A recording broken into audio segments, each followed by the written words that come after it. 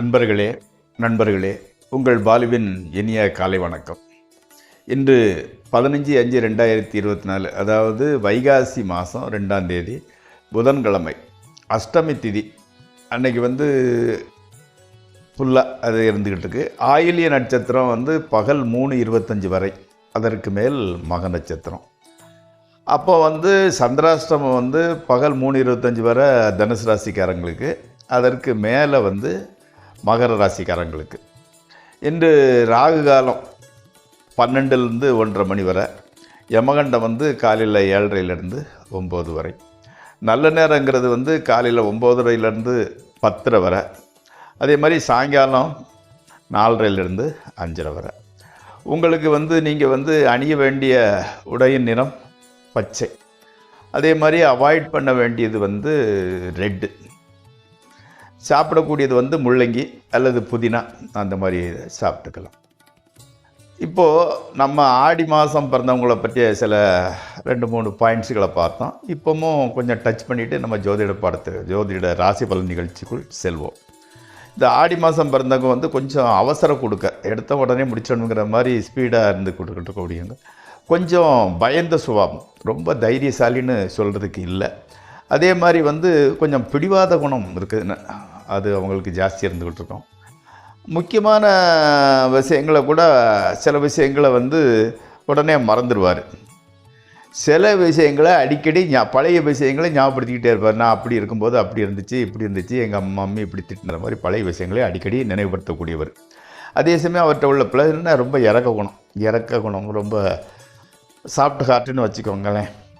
அதே மாதிரி குடும்பத்தில் ரொம்ப அக்கறை, அப்பா அம்மா கூட பிறந்தவங்க, பொண்டாட்டி, குழந்தைகள், எல்லார் மேலேயும் அக்கறை ஜாஸ்தி.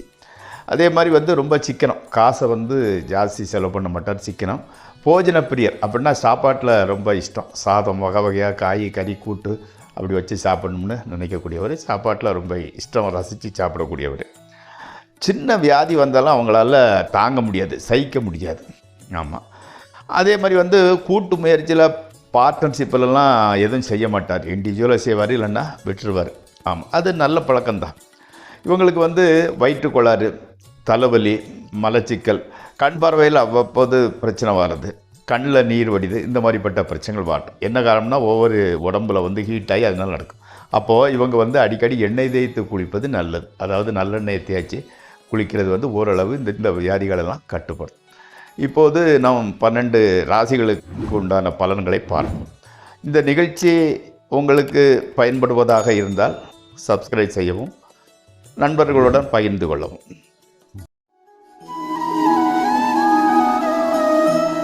முதலில் மேசராசி. அதாவது சிலர் வீடு திருத்தணும்னு நினச்சி பண்ணிக்கிட்டு இருப்பீங்க. அந்த பணி சுமூகமாக நல்லபடி போய் கொண்டிருக்கிறது. மனசு கொஞ்சம் உற்சாகமாக தான் இருந்துக்கிட்டு இருக்குது. வருங்காலத்தை பற்றிய இப்படி பண்ணணும், இப்படி பண்ணணும், இந்த கடனை இப்படி அடிக்கணும், மாதத்துக்கு இவ்வளோ சீட்டு கட்டணும், அப்படிங்கிற மாதிரி பிளான் பண்ணுறீங்க. அந்த திட்டம் போட்டு வாழ்வது நல்லது தான், அது நல்ல பழக்கம். குழந்தைகள் அவங்களோட ஆக்டிவிட்டீஸை பார்க்கும்போது ரொம்ப மனதுக்கு நிறைவாக இருக்கிறது.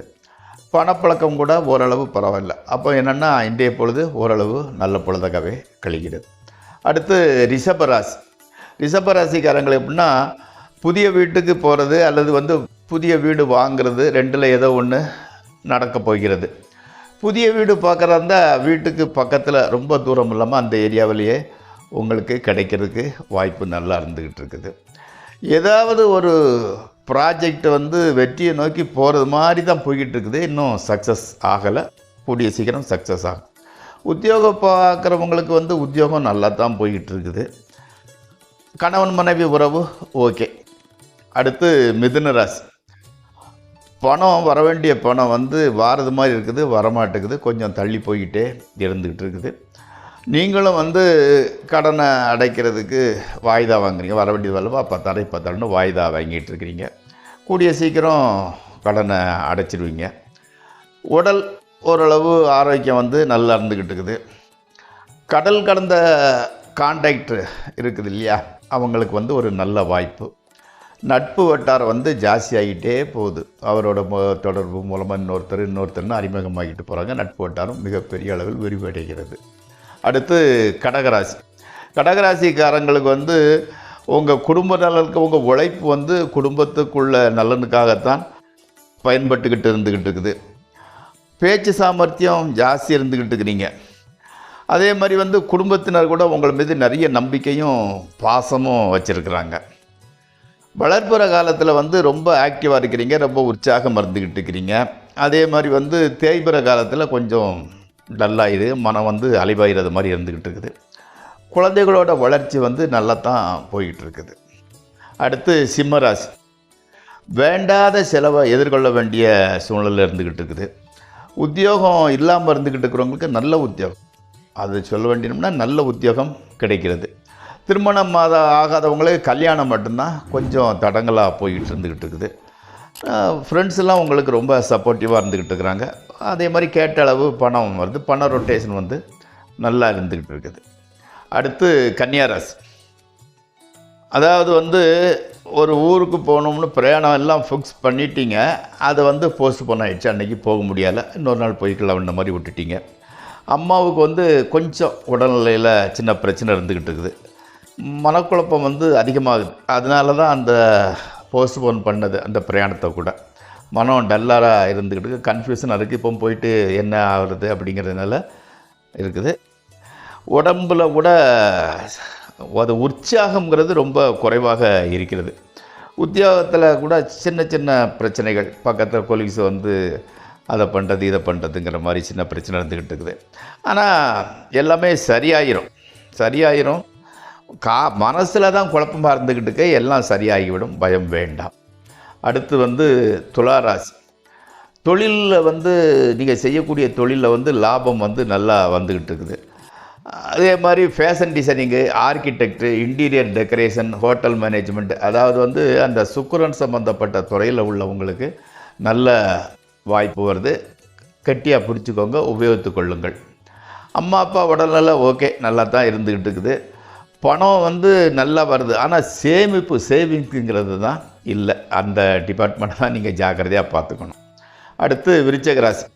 மாணவர்களே, engineering, electronic, transport, military, IPS போன்ற துறைகளில் ஈடுபடுவதற்கு தோதான துறையை தேர்ந்தெடுத்து கொள்ளுங்கள். நான் சொல்கிற துறையெல்லாம் உங்களோட ராசிக்கு ரொம்ப நல்லா செட் ஆகுது. அதனால் ஹையர் எஜுகேஷனில் வந்து நல்ல காலேஜ் உங்களுக்கு கிடைக்குது. பெற்றோர் ஆரோக்கியம் நல்லபடியாகவே இருக்கிறது. அடுத்து தனுசு ராசி. பேங்கிங்கு, டீச்சிங்கு, சயின்டிஸ்ட்டு, அதே மாதிரி வந்து பல் மருத்துவம், டெண்டல்னு சொல்கிறாங்க இல்லையா, போன்ற துறைகளில் ஈடுபட்டால் உங்களுக்கு வந்து வெற்றி நிச்சயம். அதற்கு தகுந்தால் போல் உங்களோட ஃபவுண்டேஷனை அமைத்து கொள்ளுங்கள். அப்பாவிற்கு கொஞ்சம் உடல்நல டல்லாக இருந்துக்கிட்டு இருக்குது. என்ன காரணம்னா கடன் பிரச்சனை கூட கொஞ்சம் ஜாஸ்தியாகிட்டு இருக்கிறனால. நீங்கள் உத்தியோகம் பார்க்குறவங்களுக்கு எந்த பிரச்சனையும் கிடையாது. அடுத்து மகர ராசி. விளையாட்டில், அதாவது ஃபுட்பாலு, கிரிக்கெட்டு, டென்னிஸு, ஹாக்கி, இந்த மாதிரி உடல் வலு உள்ளவங்க ஆடக்கூடிய அந்த விளையாட்டில் வந்து பயிற்சி எடுத்துக்கொள்ளுங்கள். காதலன் அல்லது காதலியை வந்து சந்திக்க முடியாத ஒரு சூழ்நிலை இருந்துக்கிட்டு இருக்குது. பணவரவு ஓகே, நல்லா இருந்துக்கிட்டு இருக்குது. உத்தியோகத்தில் இருக்கிறவங்களுக்கு மேலதிகாரிகள்கிட்ட நல்ல பெயர் கிடைக்கிறது. அந்த நீங்கள் குறிப்பிட்ட வேலையெல்லாம் நல்லபடியாக செஞ்சு முடிக்கிறீங்க, அதனால் அப்ரிஷியேட் பண்ணுறாங்க. அடுத்து கும்பராசி. Railway, insurance, military, aeronautic engineering, mechanical engineering ஆகிய துறைகள் உங்களுக்கு முன்னேற்றம் நல்லபடியாக நடக்க வாய்ப்பு இருந்துக்கிட்டு இருக்குது. அதனால் வந்து ரயில்வே சம்மந்தப்பட்ட எக்ஸாம் எது வந்தாலும் எழுதி போட்டுக்கிட்டே வாங்க. இந்த சனியினோட டாமினேஷன், அதாவது 7 சனிங்கிறாங்களே, ஜென்மச்சனி, அதனால் எல்லாம் கொஞ்சம் தடங்களாகவே நடக்கிறது. அதே மாதிரி கணவன் மனைவி உறவில் வந்து பிரச்சனை ஒன்றும் கிடையாது. பணம் வந்து கொஞ்சம் டைட்டாக இருந்துக்கிட்டு ஓகே, தேவையான அளவு கிடைக்கிறது. அடுத்து மீனராசி. பிஹெச்டி, எம்பிஎல், சயின்டிஸ்ட்டு போன்ற பெரிய லெவலில் உள்ள இதை பற்றி நீங்கள் யோசிங்க. உங்களுக்கு வந்து உத்தியோகஸ்தர்களுக்கு பிரச்சனைன்னு எதுவும் கிடையாது. மனம் மாத்திரம் கொஞ்சம் குழப்பமாக இருந்துக்கிட்டு இருக்குது. உள்ளுவதெல்லாம் நீங்கள் எதை நினச்சாலும் பெரிய லெவலில் தான் நினைக்கிறீங்க, செய்கிறீங்க. பெற்றோர் உடல்நிலை ஓகே. குடும்பம் வந்து ஹஸ்பண்ட் அண்ட் ஒய்ஃபு அது வந்து ஸ்மூத்தாக தான் போயிட்டு இருந்துக்கிட்டு இருக்குது. மறக்காமல் கோயிலுக்கு வந்து போயிட்டு வந்துடுங்க. ஆமாம், எப்படின்னா உங்கள் வீட்டில் நடக்கக்கூடிய சுபகாரிய நிகழ்ச்சி ஒன்று தடங்களாகி போயிட்டே இருக்குது. கூடிய சீக்கிரம் நல்லபடி நடக்கும். ஸோ நண்பர்களே, இத்துடன் இந்த ராசிபலன் நிகழ்ச்சி நிறைவுறுகிறது. நாளை மீண்டும் சந்திப்போம். உங்கள் பால்.